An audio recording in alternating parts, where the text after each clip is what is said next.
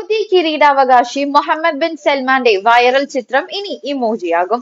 സിറിയയ്ക്ക് മേലുള്ള ഉപരോധം പിൻവലിക്കും എന്ന ട്രംപിന്റെ പ്രഖ്യാപന സമയത്തുള്ള കിരീടാവകാശിയുടെ ചിത്രത്തിൽ നിന്നുമാണ് പുതിയ ഇമോജി സൃഷ്ടിക്കുന്നത്.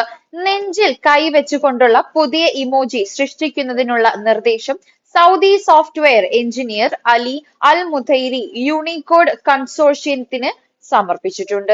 മിഡിൽ ഈസ്റ്റ് സന്ദർശനത്തിനായി അമേരിക്കൻ പ്രസിഡന്റ് ഡൊണാൾഡ് ട്രംപ് സൗദിയിലെത്തിയപ്പോഴാണ് സിറിയയ്ക്ക് മേലുള്ള ഉപരോധം പിൻവലിച്ചുകൊണ്ടുള്ള പ്രഖ്യാപനം നടത്തിയത്. ആ സമയത്തുള്ള സൗദി കിരീടാവകാശിയുടെ പ്രതികരണമാണ് ഏവരുടെയും ശ്രദ്ധ നേടിയത്. ട്രംപിനോടുള്ള നന്ദി പ്രകടിപ്പിച്ചുകൊണ്ട് മുഹമ്മദ് ബിൻ സൽമാൻ തന്റെ ഇരു കൈകളും നെഞ്ചിൽ ചേർത്തു വെച്ചിരുന്നു.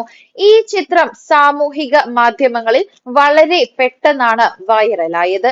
ഇതോടെയാണ് ഈ ചിത്രത്തിൽ നിന്നും പുതിയ ഇമോജി സൃഷ്ടിക്കുന്നത് സംബന്ധിച്ച ആശയം വന്നത്.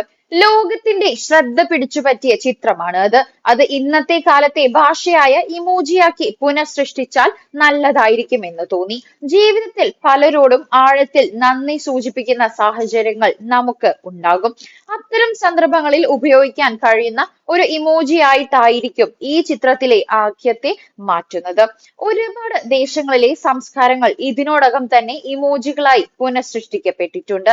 Japanese kimono, Indian sari, Russian മാട്രിയോഷ്ക പാവ തുടങ്ങിയവ ഇതിന് ഉദാഹരണങ്ങളാണ്.